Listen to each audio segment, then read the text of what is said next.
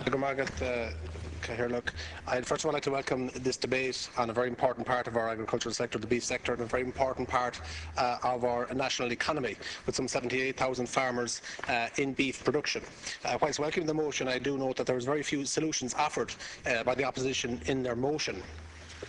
I have to say there is grave concern at the moment regarding beef prices in the farming and rural communities, both what has happened over the last number of months and also what might happen in the autumn, particularly in the terms of West of Ireland farmers who will be selling mainlands. Will there be beef rearers, will there be beef fatteners to purchase those animals? And that is obviously causing huge concern. We are, thankfully, Chairman, a beef exporting nation. We've exported some €2.1 billion worth of beef in 2013, and that was a 10% increase on 2012.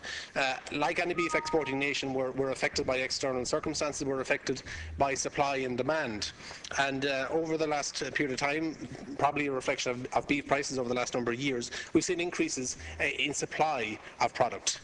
We've also seen, unfortunately, a reduction in consumption in our markets. A reduction in consumption in the UK, which has dropped by some 10% in the last year. We've seen a reduction between the UK and the EU by about 5% in the period 2010-2013. We all know the basis of economics and what happens when supply increases and demand drops. Unfortunately, prices drops. As consumption falls, as it has, what do you do to stabilise and increase prices? Well, firstly, you can try and increase the market the product that we have.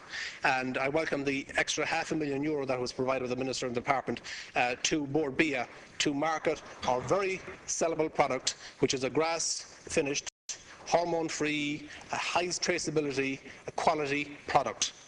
You try and find alternative markets, and as has been pointed out by others, the Minister is present in the United States developing that market for Irish beef, and there are a number of other markets across the Middle East and other areas which have been reopened by the Minister.